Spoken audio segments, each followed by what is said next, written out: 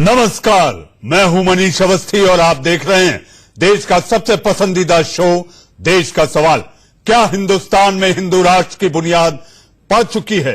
क्या नागरिकता बिल का विरोध सिर्फ मुस्लिम वोट बैंक को ध्यान में रखकर किया जा रहा है? इन सवालों के बीच नागरिकता बिल को लेकर संसद में घमासान मचा है। वहीं बिल के खिलाफ सड़कों पर आगजनी और प्रदर्शन हो रहे हैं और विपक्ष समेत तमाम लोग ये सवाल उठा रहे हैं कि क्या नागरिकता संशोधन बिल के बाद भारत एक हिंदू राष्ट्र बन जाएगा। और इसी मामले पर इमरान खान ने बेवजह का बयान देते हुए कहा है कि नागरिकता संशोधन बिल अंतर्राष्ट्रीय मानवाधिकार और नागरिकता कानूनों का उल्लंघन है। तो सवाल यह है कि पाकिस्तान को मिर्ची आखिर क्यों लग रही है? देश का सवाल में आज इसी बड़े मुद्दे पर बहस होगी जिसे लेकर कई सवाल उठ रहे हैं। गैर मुस्लिमों को राहत से बुद्धिजीवी आखिर क्यों आहत है? हिंदुओं को शरण मिलने से मुस्लिमों को कहां खतरा दिखाई देता है? क्या नागरिकता बिल से भारत पाकिस्तान बन जाएगा? क्या नागरिकता बिल संशोधन बिल विपक्ष को सरकार का जिन्ना फॉर्मूला लगता है? और क्या कांग्रेस एक बार फिर देश हित से जुड़े मुद्दे पर इमरान की भाषा बोल रही है?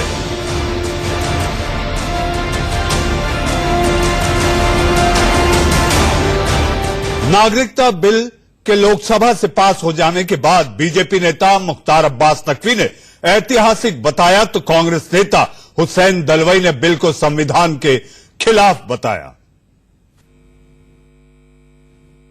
जो अमानवीय अन्याय था उसको मानवीय न्याय मिला है। आज दशकों से जो लोग पूरी तरह से अन्याय, अत्याचार, उत्पीड़न का शिकार थे उनको न्याय मिला है। आज जो कुछ लम्हों की खता थी और उस लम्हों की खता जो दशकों सजा झेली है देश ने, उन लोगों ने उसको जो है वो करेक्ट करने का वक्त आया है और करेक्ट किया गया है।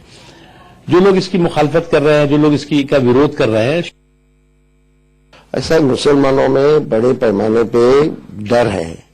कई फोन मुझे आते रहते हैं, उनको लगता है क्या होगा हमारा, क्या होगा। इस तरह का एक डर निर्माण करना, यही उद्देश्य ये संशोधन बिल का है और दूसरा कुछ नहीं। सीएबी को लेकर लोकसभा में दिन रात बहस के बाद यह विधेयक पारित हो गया। लोकसभा में इनके सरकार के साथ नंबर थे, यानी कि लोकसभा में आंकड़ा सरकार के पक्ष में था, लेकिन राज्यसभा की राह आसान नहीं।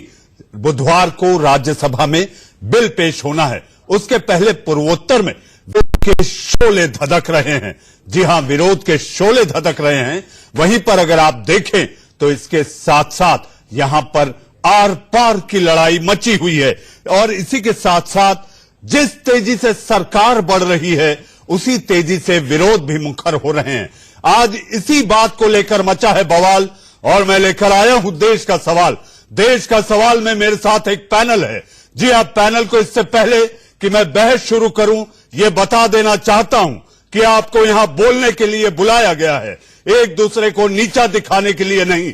सोचे वही जो आप बेहिचक बोल सके और बोले वही जिसका आप जवाब सुन सके। ये देश का सवाल है। हमारे साथ बीजेपी का पक्ष रखने के लिए बीजेपी प्रवक्ता शाजिया इल्मी मौजूद हैं। हमारे साथ अनिर्बान बनर्जी, आप राजनीतिक विश्लेषक हैं, लेकिन आपकी विचारधारा टीएमसी के आसपास, टीएमसी के इर्द गिर्द दिखाई देती है। हमारे साथ इलियास सराफुद्दीन साहब, आप हैदराबाद से हैं, आप इस्लामिक स्कॉलर हैं, लेकिन आपकी भी विचारधारा हैदराबाद के उस सांसद के आसपास और सोच ओवैसी, असदुद्दीन ओवैसी के आसपास दिखाई देती है। हमारे साथ बीएल वोहरा साहब, जी आप पूर्व होम सेक्रेटरी रहे हैं और मणिपुर के मामलों के आप जानकार माने जाते हैं। हमारे साथ अजीत मंडोला साहब, जी हां, इंडिया न्यूज के क्षेत्रीय चैनलों के आप राजनीतिक विश्लेषक हैं। हमारे साथ मुस्तफा खद्दाम हुसैन साहब भी जुड़ेंगे और हमारे साथ कुछ और मेहमान इस बीच जुड़ेंगे। लेकिन इससे पहले कि मैं अपनी बहस शुरू करूं, आइए हम आपको दिखाते हैं हमारी एक रिपोर्ट। गैर मुसलमान को राहत से बुद्धिजीवी आहत क्यों? और इसको बोलने की जरूरत नहीं है।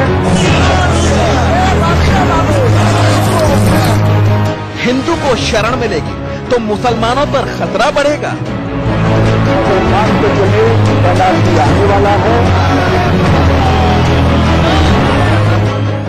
नागरिकता कानून से क्या हिंदुस्तान बन जाएगा पाकिस्तान? वोट बैंक के लिए उद्देश्यों को शरण देगी। मोदी सरकार पर विपक्ष का चिन्ना फॉर्मूला।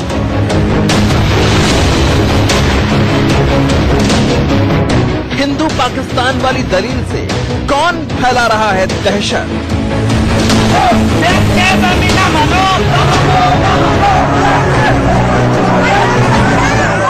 संसद में एक तरफ नागरिक संशोधन बिल पर लोकसभा की मुहर लग चुकी, दूसरी तरफ सरकार पर यह आरोप भी लग रहा है कि वो इसके जरिए देश को हिंदू राष्ट्र बनाने की दिशा में कदम बढ़ा रही है। संसद से लेकर सड़क तक शोर शराबे और हो हंगामे के बीच बॉलीवुड एक्ट्रेस स्वरा भास्कर के ट्वीट से नया संग्राम शुरू हो गया। स्वरा भास्कर ने बिल को लेकर कड़ी आपत्ति जताई। स्वरा ने ट्वीट करके कहा, धर्म नागरिकता का आधार नहीं है। धर्म भेदभाव का आधार नहीं हो सकता। राज्य धर्म के आधार पर फैसला नहीं ले सकता। नागरिकता संशोधन बिल ने मुसलमानों को स्पष्ट रूप से बाहर रखा है। एनआरसी सीएबी प्रोजेक्ट में जिन्ना का पुनर्जन्म हुआ है।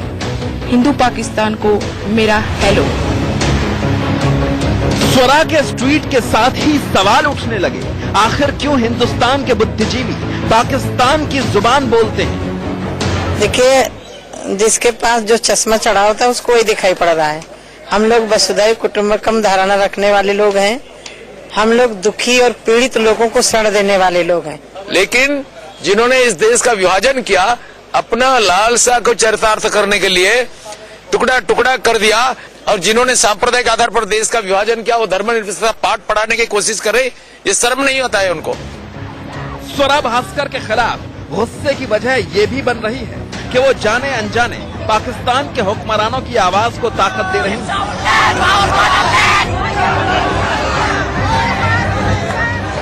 लोकसभा में बिल के पारित होने के कुछ घंटे बाद पाकिस्तान के प्रधानमंत्री इमरान खान ने इस पर आपत्ति जाहिर की थी। इमरान ने नागरिकता संशोधन बिल को अंतर्राष्ट्रीय कानूनों का उल्लंघन बताया। इमरान ने बिल को आरएसएस की हिंदू राष्ट्र की सोच का हिस्सा बताया। सवाल ये है कि आखिर क्यों हिंदुस्तान की संसद में बन रहे कानून पर पाकिस्तान को मिर्ची लग जाती है? उधर गृह मंत्री अमित शाह सदन में चीख चीख कर ये कह रहे हैं कि नागरिकता बिल में धर्म के आधार पर किसी से भेदभाव नहीं किया जाएगा। झूठ मूठ का डर फैलाया जा रहा है। गृह मंत्री के दावे को झुटलाने में जुटा है विपक्ष। नागरिक संशोधन बिल पर विपक्षी पार्टियां देश को हिंदू राष्ट्र बनाने का आरोप लगाकर मानो पाकिस्तान के सुर में सुर मिला रही हैं। उन्हें इस बात की भी परवाह नहीं कि ऐसे बयानों से दुनिया में भारतीय संवैधानिक प्रक्रिया का माहौल बन रहा है। I do not have any qualm to opine that this is a regressive legislation. It is nothing but a targeted legislation against the minority people of our country. आपने देखा हमारी रिपोर्ट में कि आखिर विरोध में किस तरह के सुर सामने आ रहे हैं। आइए हम चलते हैं बहस पर। बहस पर हमारे साथ मेहमानों का पैनल है जिनका तारुफ मैंने पहले आपसे करा दिया था, लेकिन शिवसेना के संतोष दुबे भी हमारे साथ जुड़ चुके हैं। लेकिन चूंकि लाजमी है, सरकार ने विधेयक पारित किया है, सरकार का विधेयक है, तो सीधे हम सरकार की प्रवक्ता, बीजेपी की प्रवक्ता शाजिया से पहला सवाल लेते हैं। शाजिया, आरएसएस के एजेंडे को बीजेपी थोप रही है, क्या राष्ट्र हिंदू राष्ट्र बनने की ओर बढ़ रहा है?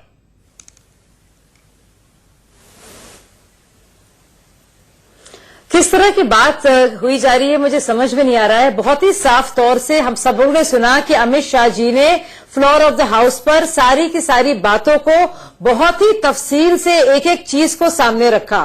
पहली बात तो 2014 तक जो लोग आए हुए हैं ये उनकी बात हो रही है। अगर उसमें कोई अहमदियां हैं, अगर उसमें कोई बलोची भाई हैं, अगर उसमें कोई मुसलमान हैं जिनके साथ ऐसा हुआ है तो उनके साथ भी ऐसा ही होगा। लेकिन क्योंकि रिलीजियस परसिक्यूशन थियोक्रेटिक कंट्रीज में, यानी कि मुसलमान देशों में जो कॉन्स्टिट्यूशनली संवैधानिक तौर से थियोक्रेटिक देश है, इस्लामिक देश है, और वहां पे धर्म के बिना पर अगर कोई प्रताड़ना है तो उन लोगों के लिए उनको शरण देने की बात की जा रही है। इसका ताल्लुक तो इस पैनल पे बैठे हुए किसी भी मुसलमान भाई बहन से नहीं है। तो मुझे समझ में नहीं आ रहा है किस तरह की बात को कहा जा रहा है। दूसरी बात, मुझे बड़ी हंसी आती है, स्वरा भास्कर बोलने के लिए तो बड़ी उत्सुक रहती है, काश वो थोड़ा पढ़ लिख लेती। अगर वो सिटीजन अमेंडमेंट बिल पढ़ेंगी तो वो समझ जाएंगी कि कोई नए लोग जो सिर्फ इसलिए कि वो हिंदू है और पाकिस्तान में है और वो आना चाह रहे हैं, उनका आना इतना आसान नहीं होगा।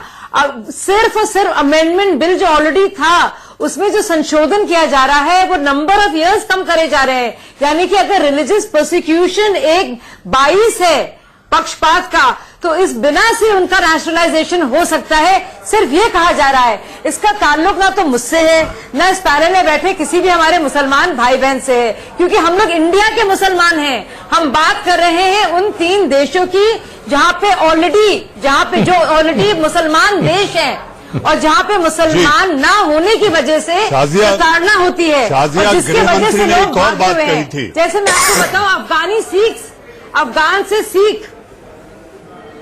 गृह मंत्री ने एक और बात कही थी शाजिया, अगर आपको याद होगा, अफगानिस्तान से हमारे इतने सिख भाई हैं जो मौजूद हैं। जी, उन्होंने कहा था पीओके हमारा है, पीओके के नागरिक हमारे हैं, लेकिन रोहिंग्या मंजूर नहीं।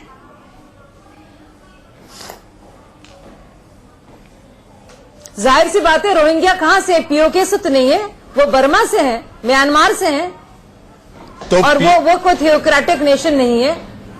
तो पीओके का हर इंसान हमारा होगा। पीओके और रोहिंग्या का क्या ताल्लुक है?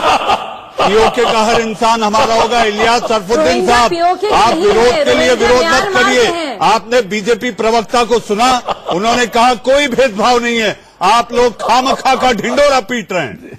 इलियास साहब, उन्होंने साफ साफ कहा है। जी, मैं ये कहना चाहता हूं, शाजिया अलवी जरा सुन लीजिए। पहली बात तो ये है कि इस्लामिक नेशंस नहीं है पाकिस्तान बांग्लादेश, मुस्लिम नेशंस हो सकते हैं। वह इस्लामिक लॉ नहीं है, बल्कि जिन्ना का और मुजीबुर रहमान का कानून है, वहां पे कोई इस्लामिक लॉ नहीं है। दूसरी बात यह है, आपने कहा म्यांमार थियोक्रेटिक नेशन नहीं है, क्या डेमोक्रेटिक नेशन है? म्यांमार लाखों मुसलमानों को जो मार डाले। और तीसरी बात, अरे भैया मेरा जवाब सुनो, मेरा जवाब सुनो, मैं आपको डिस्टर्ब नहीं कर रहा, मैं आपको डिस्टर्ब नहीं कर रहा, आप जवाब सुन लो। जवाब ये है कि आप लोग मुसलमानों के ताल्लुक से जहर रखते हैं, अपने मजाक आपको इस्लाम से नफरत है, आप लोग जहरीले लोग हैं, इस्लाम और मुसलमानों से जहर रखते हैं, आप जाहिल लोग हैं। संविधान इस्लामिक लॉ नहीं है, वो कुरानिक लॉ नहीं है, वो कुरानिक लॉ नहीं है पाकिस्तान में। इलियास साहब, शब्दों को लेकर शब्दों की मर्यादा बनी रहे। इलियास साहब, शब्दों की मर्यादा बनी रहे। आप किसी को मर्यादा तोड़कर कोई भी ऐसा जवाब न दे। मैंने पहले कह दिया था कि यहां आपको बात करने के लिए बुलाया गया है, किसी को नीचा दिखाने के लिए नहीं। इलियास साहब, शब्दों की गरिमा जिंदा रखिए। आप जानते नहीं है तो क्या बहस करेंगे? क्यों कर रहे हैं? इसलिए यही मेरे को डिस्टर्ब क्यों कर रहे हैं? मेरे को डिस्टर्ब क्यों कर रहे हैं जाहिल लोग जो इस्लाम के दुश्मन हैं, सावरकर के बच्चे। इलियास साहब, शब्दों की मर्यादा रखें। आप शब्दों की मर्यादा रखें। एक महिला बैठी हुई है, एक महिला से आपकी बातचीत चल रही है। प्रेसिडेंट की फैमिली को निकाल दिया। आपको देश देख रहा है, आपको देश सुन रहा है। कर रही है डिस्टर्ब करके, नहीं, महिला जहालत कर रही है डिस्टर्ब करके। महिला को चाहिए खामोशी से सुने, जैसा मैंने उनकी बात सुनी है, उनको भी चाहिए खामोशी से सुने। शाजिया, थोड़ी देर के लिए रुक जाइए। शाजिया, थोड़ी देर के लिए आप रुक जाइए, उनका जवाब सुन लेते हैं। शाजिया, जवाब से लेते हैं। जाहिल कौन है, कौन तर्क और तथ्यों के आधार पर बोल रहा है? भाई साहब, सब देख, वो तो दिखा रहा जाहिल कौन है, गुरु से लेकर तुम्हारे तक, मोदी से लेकर तुम्हारे तक दिखा रहा, दुनिया जानती जाहिल कौन है। आप देख लीजिए, गैस में से गटर कौन निकाल रही, गटर में से गैस कौन निकाल रही, दुनिया जानती जाहिल। इलियास साहब, आप जवाब दीजिए। इलियास साहब, आपको आज का विषय पता है, किस विषय पे आपको बोलने के लिए यहाँ पर बुलाया गया है? आप विषय का ध्यान रखिए आप, और आप अपना जवाब दें। जवाब सुनिए आप। एनआरसी के मसले में ये लोगों ने साफ तौर पर 30 साल तक कारगिल में जो खून पसीना बहाया, आर्मी के जवान को भी निकाल दिए बाहर। ऐसा कर मुसलमानों की सिटीजनशिप खतरे में डाल रहे हैं। प्रेसिडेंट फखरुद्दीन अली अहमद की फैमिली को निकाल दिए। फर्स्ट सीएम ऑफ आसाम जो औरत थी मुसलमान, उसकी फैमिली को निकाल दिए। ये लोग ऐसा कर सिटीजनशिप खतरे में डाल रहे हैं। उसके बाद गैर मुस्लिमों को सिटीजनशिप दे रहे, मुसलमानों को ये लोग स्टेटलेस करके बाहर भिजाने की आप इलियास साहब, आप इस तरह का भ्रम न फैलाएं। भारत के मुसलमानों के कंधे पर बंदूक रखकर ना चलाएं। भारत में रहने वाले किसी भी मुसलमान को मुझे नहीं लगता, जितना मैंने इस विधेयक को समझा है, कि उसको यहां पर कोई खतरा है। भारत के मुसलमान के कंधे पर बंदूक ना रखें। इलियास साहब, अमेरिकन कमीशन की रिपोर्ट पढ़ लीजिए। अमित शाह के ऊपर पाबंदी लगाने की बात अमेरिकन कमीशन ने की है। अनिर्बान, आप हाथ जोड़ के क्या जताना चाहते हैं? अनिर्बान मनीष जी क्या बोल रहे हैं ये?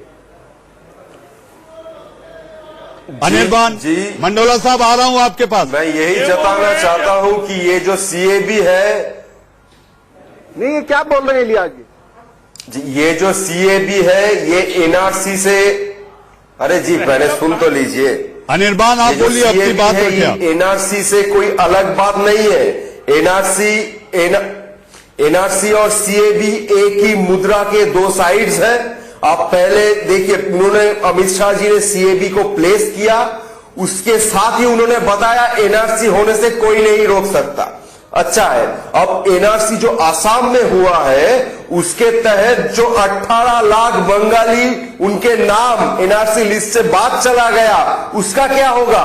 100 से ज्यादा बंगाली पीपल वो मर चुके हैं आसाम में, आपको याद रखना चाहिए। और बंगाल में 25 से ज्यादा लोग आत्महत्या कर चुके हैं। तो ये जो टारगेट कर रहे हैं ना, सिर्फ मुसलमान को नहीं, बंगाली स्पीकिंग पीपल को भी टारगेट कर रहे हैं।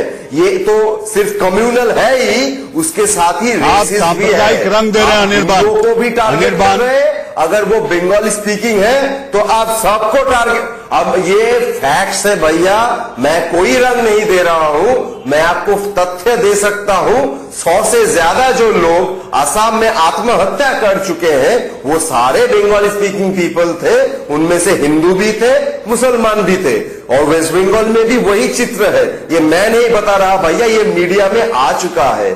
सिर्फ बीजेपी को समझने की ये जरूरत है कि ऐसी खिलवाड़ जो आप कर रहे हो देश के साथ, इसका जो अंजाम होगा बहुत बुरा होगा। देश के साथ खिलवाड़ हो रहा है या नहीं? हमारे साथ पूर्व गृह सचिव बैठे हैं, हमारे साथ बीएल वोरा साहब भी हैं। वोरा साहब, अभी तक की बहस आपने सुनी, बीजेपी के ने कह दिया, इलियास सरफुद्दीन को आपने सुन लिया, अनिर्बान को आपने सुना।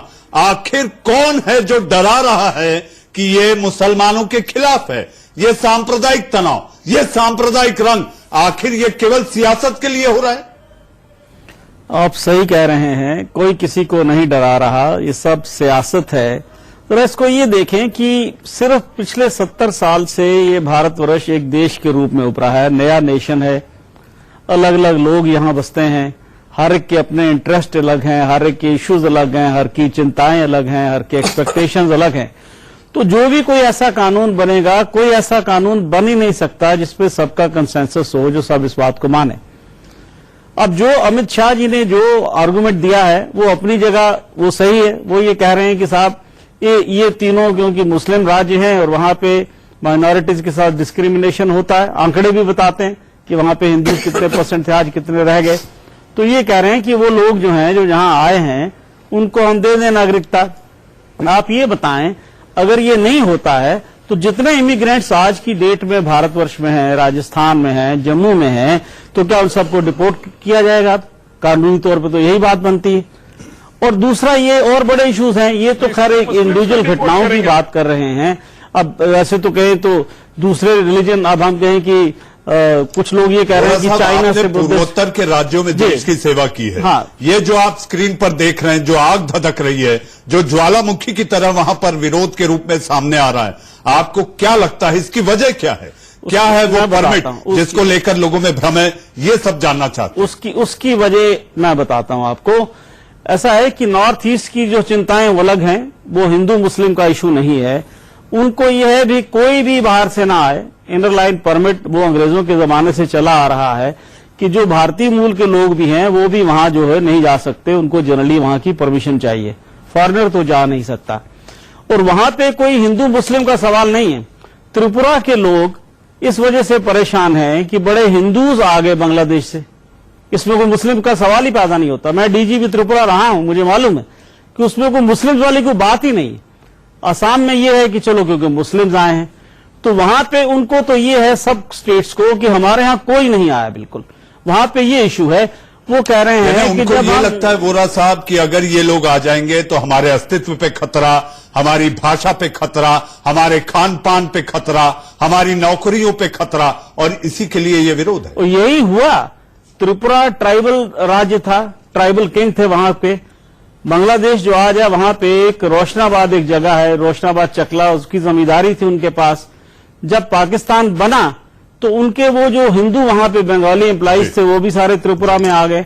तो इतने आगे धीरे धीरे करके कि ट्राइबल्स को उन्होंने खदेड़ दिया, उनकी जैसा आप कह रहे हैं जमीन ले ली, ले लिया, वो अल्टीमेटली तंग होकर पहाड़ों में एक मिनट वो अल्टीमेटली पहाड़ों में चले गए और इंसर्जेंसी हो गई। तो वहां पे हर अलग तरह का इशू है नॉर्थ ईस्ट में, और असम में और है। तो वो अब उनकी अपनी चिंता है, उनको बाकी हिंदू मुस्लिम से कुछ ज्यादा लेना देना नहीं है। उनको यह है कि हमारे यहाँ हमारे घर में बाहर से ज्यादा लोग ना आ जाए। जी हाँ, हमारे साथ संतोष दुबे हैं। दुबे जी, इलियास साहब की एक और समस्या दिखाई देती है, कल जो आपने यू टर्न मारा है लोकसभा में, उससे चिंतित है कि महाराष्ट्र की सरकार कैसे 5 साल पूरा करेगी।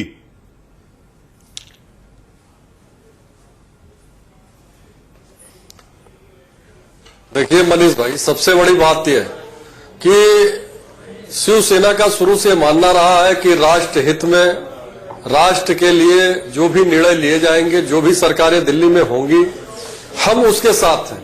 लेकिन हमारा यह भी मानना है कि जिस तरीके से अभी ये बिल आया है, और इस बिल पे हमने संसद में आपने देखा होगा कि हमारे नेताओं ने बिल में जो चेंजिंग की बात की है कि जो भी लोग आ रहे हैं, जितने भी शरणार्थी हैं जिनको आप प्रश्रय दे रहे हैं, मैं नहीं कहता हूं शरणार्थियों को प्रश्रय नहीं होना चाहिए, होना चाहिए। देश में अगर वो आ रहे हैं, उनको सुरक्षा महसूस हो रही है, उनको सुरक्षित रखना है, उनको संरक्षित करना है, तो ये होना चाहिए। लेकिन आपके सवालों का कल जवाब नहीं दिया गृहमंत्री ने। ऐसा राज्य आपके सवालों की अनदेखी हो गई, गृहमंत्री ने जवाब ही नहीं दिया। बिल्कुल उसी पे मैं आ रहा हूं। लेकिन सरकार ने हमारे सवालों का जवाब नहीं दिया है, तो कल हमें जो निर्णय लेना होगा हम लेंगे। तो आप कल विरोध करेंगे ये कहना चाह रहे हैं आप? कल आप विरोध करेंगे ये कहना चाह रहे हैं संतोष जी? देखिए कल क्या करेंगे ये हमारी जो कमेटी है ये तय करेगी कि हमको क्या करना है। लेकिन जो शिवसेना का जो मुद्दा था, शिवसेना ने जो मांग उठाई कि जो ये सारी आशंकाएं हैं ये दूर होना चाहिए, उसके बाद आप बिल ले आइए, हमें कोई दिक्कत नहीं, क्योंकि देश में पहले से ही आप देख रहे हैं तो अपना चरित्र देश में बेरोजगारी एक समस्या है। देश में आप महाराष्ट्र में सेक्युलर सरकार चलाने की बात कर रहे हैं, वो आपके समर्थन में जो लोग हैं वो उसके खिलाफ खड़े हैं और आप सरकार की गोद में बैठे हैं। अब वक्त है एक ब्रेक का। ब्रेक के बाद अजीत मंडोला जी से भी मुझे बहस में लाना है। ब्रेक के बाद देश का सवाल जारी है, एक छोटे से इंतजार के बाद। छोटे से इंतजार के बाद फिर एक बार आपका देश का सवाल में स्वागत है। जी हाँ, मेरे साथ मेहमानों का पैनल बना हुआ है। अजीत साहब, मैं आपके पास नहीं आया था, विरोध के तौर पर विरोध आपने देखा टेलीविजन स्क्रीन पर, लगातार पूर्वोत्तर में हो रहे विरोध की तस्वीरें आप देख रहे हैं।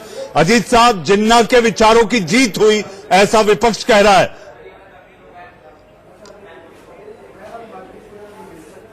मैं भी हैरान हूं थोड़ा इस तरह के बयानों से कि क्यों विपक्ष ऐसा कह रहा है। अभी कुछ दिन पहले आपको याद होगा जब अनुच्छेद 370 का विधेयक पारित हुआ था, उसके बाद भी तमाम तरह के सवाल उठे थे। कुछ इस तरह के सवाल इस बिल को लेकर भी, जो अभी ये नागरिक संशोधन विधेयक आया है, इसको लेकर भी उठेंगे। देखो, नॉर्थ ईस्ट को छोड़ बाकी बहुत ज्यादा असर कहीं होने वाला नहीं है देश में। पश्चिम बंगाल में जरूर राजनीतिक जब चुनाव आएगा तब ये मुद्दा बनेगा, और कहीं ना कहीं इस पर बीजेपी से एक बड़ा मुद्दा बनाएगी पश्चिम बंगाल में।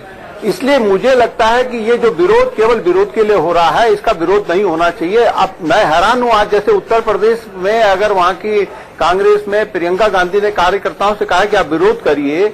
अब उत्तर प्रदेश राज्य में इसके विरोध का क्या मतलब है मेरी समझ में नहीं आ रहा।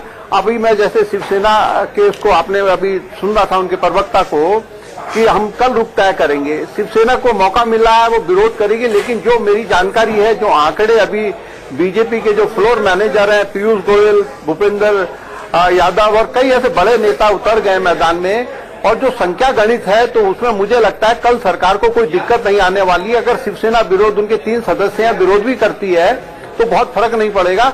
लेकिन हाँ, शिवसेना के लिए फिर राजनीतिक रूप से आने वाले टाइम पर महाराष्ट्र में क्या इसका असर पड़ता है ये देखना होगा, क्योंकि महाराष्ट्र में भी कहीं ना कहीं ये एक मुद्दा होगा। अजीत जी मैं आपके पास आता हूं, जरा आप ही के जवाब से जुड़ा हुआ एक सवाल बीजेपी प्रवक्ता शाजिया से लेते हैं।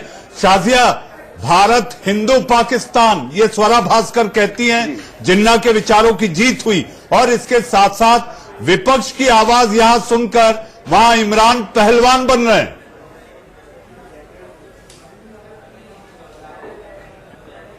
देखिए, बहुत ही बेशर्मी के साथ इमरान खान ने बयान दे रहे हैं, जबकि उनको तो ये जवाब देना चाहिए कि 1947 में जब 23% अल्पसंख्यक थे, यानी कि हिंदू और सिख, जो अब सिर्फ 3% रह गए हैं, और सिर्फ बात की जाए हमारे हिंदू भाई बहनों की तो वो 1.5% और सिख भाई बहनों की तो 1.5% है। उस पर बचाए वो जवाब देने के दूसरे देश में, भारत देश में क्या हो रहा है और उनके पार्लियामेंट में क्या हो रहा है, उस पर वो बयान दे रहे हैं। तो अपने आप में दिखाता है कि पाकिस्तान पूरी तरह से एक फेल स्टेट है, और उसकी पूरी राजनीति और ऊर्जा सिर्फ और सिर्फ भारत में क्या हो रहा है उस पर केंद्रित है। अनिर्बान, आपने सुना जैसे लोगों की बात है, शायद उन्होंने बिल पढ़ा नहीं है या वो समझते नहीं है। नहीं, मुझे लगता है कि अगर बिल को पढ़ेंगे और देखेंगे कि संशोधन की बात हो रही है और रिलीजियस प्रोसिक्यूशन की जहां बात की जा रही है, यानी कि मजहबी तौर पर प्रताड़ना, तो वो शायद बेहतर समझेंगे। पाकिस्तान मेरी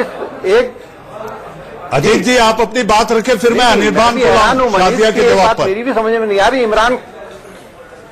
हाँ, नहीं, साजिया जो कह रही है ठीक कह रही है। मैं हैरान इस बात से हूँ पाकिस्तान की, भाई इमरान खान को लेकर कि वो हमारे देश के मुसलमानों को लेकर क्यों चिंतित हैं। हमारे देश के मुसलमान तो खुश हैं, उन्हें कोई दिक्कत नहीं है, कोई परेशानी नहीं है, वो उनको लेकर क्यों परेशान है। जी, मैंने यही कहा कि हमारे मुसलमानों के कंधे पर बंदूक रखकर सियासत हो रही है, भटकाया जा रहा है, उन्हें भ्रमित किया जा रहा है। अनिर्बान, आपने शाजिया को सुना कि आखिर शरणार्थी कौन होता है, क्यों सरकार ये बिल ला रही है, नागरिकता संशोधन बिल ये सरकार ने कल लोकसभा में पारित किया, राज्यसभा में कल आएगा। आपने जवाब सुना, आपके पास इसके जवाब में कोई जवाब बचता है?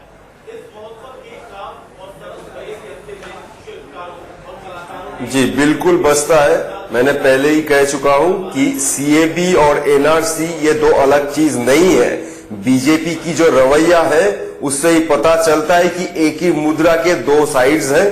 तो एनआरसी की जो प्रक्रिया उन्होंने आसाम में चलाई, उससे जो तहलका मचा आसाम में, जितने लोग मरे, जितने लोगों को अपने सब घर बार बेचकर ये डॉक्यूमेंट्स के पीछे भागना पड़ा। आपको लगता है कोई सभ्य देश में, कोई सभ्य जो सरकार है वो ऐसा कर सकता है? अपने लोगों के साथ नहीं हो सकता। ये बीजेपी की जो राजनीति है, ये ऐसे कामों में देशों में जो आम आदमी होता है, उलझाए रखना है, मैडम जी आपने बोला मुझे भी बोलने दीजिए। आपको मिर्ची क्यों लग रही है? आपको मिर्ची क्यों लग रही है जब मैं सच बोल रहा हूं?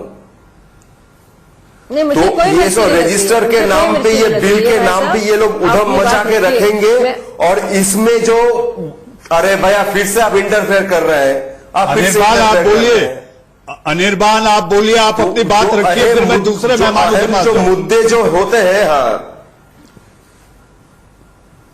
जो अहम मुद्दे होते हैं रोटी कपड़ा और मकान के, वो मुद्दे आप कभी उठा ना पाओ, ये इनकी टारगेट है।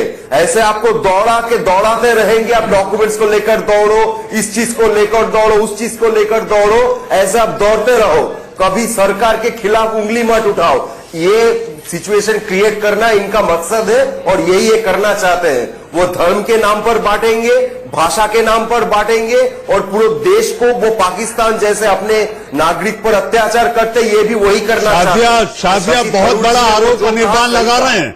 शाजिया बहुत बड़ा आरोप अनिर्बान ने लगाया, आप जवाब दीजिए शाजिया। नहीं, मैं ज्यादा ध्यान से मैंने सुनी नहीं उनकी बात को, क्योंकि वो मैं जब भी उनसे बात करती हूँ उनके मुंह से सिर्फ और सिर्फ सरकार यानी कि भाजपा के खिलाफ ही जहर उगलता है और जिसकी कोई बुनियाद नहीं होती, ना ही तार्किक तौर पर ना ही तथ्यों के रूप में। तो मैं उनको बता दूं अनिर्बान जी से कि आप कह रहे हैं कि धर्म के आधार पर ये हो रहा है। आप जिस पार्टी को सपोर्ट करते हैं टीएमसी को, आप उस पार्टी के नुमाइंदे के, अब बोलने दीजिए, अब हमें बोलने दीजिए। अब आपको मिर्ची क्यों लग रही है भाई? अब आपको मिर्ची क्यों लगने लगी? बराबर से ना, दो स्टैंडर्ड सबके लिए सेम होने चाहिए। जो आप अभी कर रहे हैं डिबेट में, वही आप राजनीति में भी करते हैं।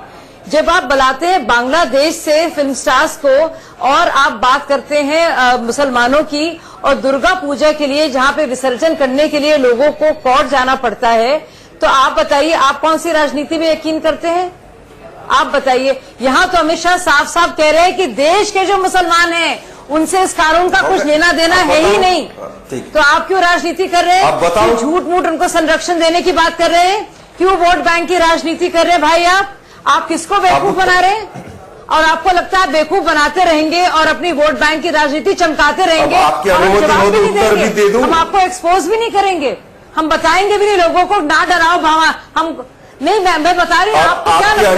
आपको लगता है कि झूठ बोलेंगे और गुमराह करेंगे? थोड़े में दीजिए, मेरे साथ और भी मेहमान हैं, मेरे साथ और भी मेहमान हैं और मुझे मुद्दे बहुत सारे हैं। कहाँ मुसलमान खतरे में है देश का? ये तो हम बात कर रहे हैं। छोटा सा जवाब, फिर मुझे और भी मेहमानों के पास जाना है। जो देश के बाहर है, 3 देशों में है। छोटी सी जवाब यही है कि धर्म को लेकर, मजहब को लेकर जो बांटने वाली राजनीति, वही बीजेपी की रोटी कपड़ा है, उस रोटी रोजी है, उसी से ये अपनी दुकान चलाते हैं और वे सीएबी भी उसी दुकान का प्रोडक्ट है।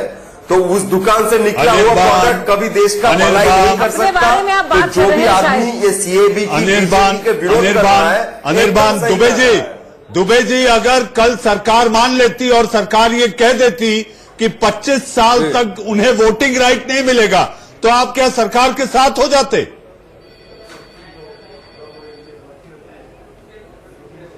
देखिए मनीष जी, हमने शुरू में ही कहा, हमारे नेताओं ने भी ये बात को कही कि हम किसी भी जो बाहर के लोग हैं, जो दूसरे देशों में है, जो मुस्लिम देश है, वहां हिंदू रह रहा, सिख रह रहा, पारसी रह रहा, जैन रह रहा, तो उनको कहीं ना कहीं वहां वो अपने को असुरक्षित महसूस कर रहे हैं।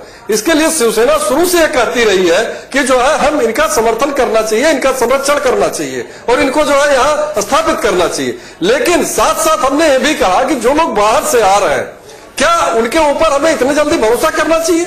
उनको हमने कहा नागरिकता दीजिए, लेकिन उनके आचरण जब तक सही ना हो जाए, उनके आचरण को देखिए, उनके व्यवहार को देखिए देश के प्रति, उसके पास उनको वोटिंग का अधिकार दीजिए। आपको महाराष्ट्र की सत्ता जाने का डर तो नहीं लग रहा अगर कल आप विरोध करते हैं? वोट का खजाना न बनाया जाए, इस बात को लिए हम लोग दुबे जी, आपको महाराष्ट्र की सत्ता खिसक जाने का डर तो नहीं है अगर कल आप विरोध नहीं करते हैं? तो हो सकता है कि आपके सहयोगी आपसे हाथ खींच ले। एआईएमआईएम ने साफ तौर पर कहा है कि आप लोगों ने कल जो किया वो पॉलिटिक्स ऑफ अपॉर्चुनिज्म है। शिवसेना डर, मनीष जी, शिवसेना डर के बात नहीं करती है, शिवसेना खुल के बात करती है। और हमने ये कहा कि हम राष्ट्र हित में हर मुद्दे पे, राष्ट्र के विकास के लिए, राष्ट्र की अखंडता के लिए, राष्ट्र को संरक्षण और संचालित करने के लिए अगर कोई भी सरकार अगर वहां हो और कोई ऐसा बिल लाए, हम उसका समर्थन करते हैं। लेकिन हमारी बातों को सुनी जाए, हमारी बातों को सुनी करके बिल लाना है जाए, इसकी भी बात हमने कही है।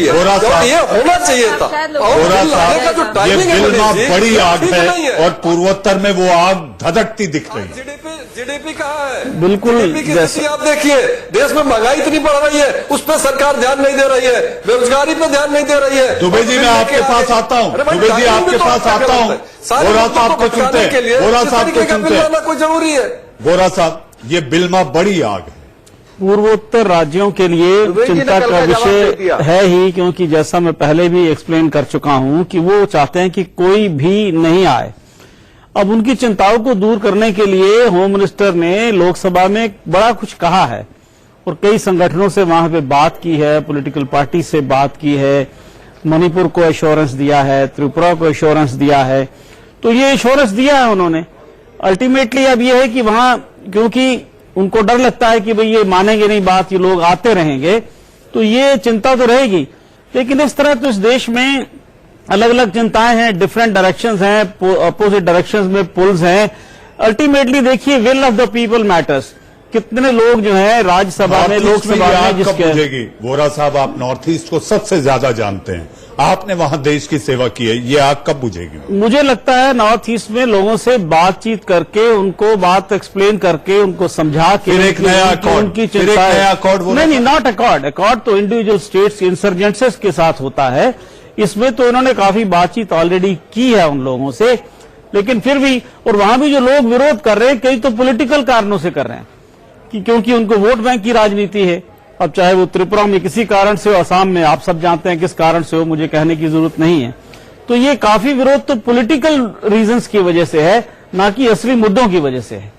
शाजिया, आपको लगता है कि आप लोगों ने देश के मुसलमानों को साथ में नहीं लिया, इसलिए इस तरह का भ्रम है, इस तरह का डर है, या कोई ऐसा है जो इसको फैला रहा है और चाहता है कि देश में सांप्रदायिक तनाव हो?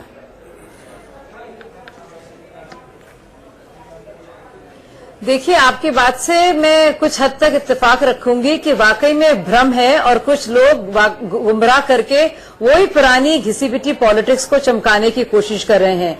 लेकिन ये बात बिल्कुल सही नहीं है कि देश के जो मुसलमान हैं, जो पूरी दुनिया में अगर देखा जाए तो इंडोनेशिया के बाद पाकिस्तान के बराबर, बल्कि थोड़े ज्यादा देश के अंदर हैं, और इतनी बड़ी संख्या और तादाद जो इंडियन भारतीयों की है, मुसलमानों की है, भारतीय मुसलमानों की, उस तादाद को और उस संख्या को जरा सी भी रत्ती भर भी किसी भी तरह से ना तो घबराहट होनी चाहिए, ना ही उनका इससे कुछ लेना देना है।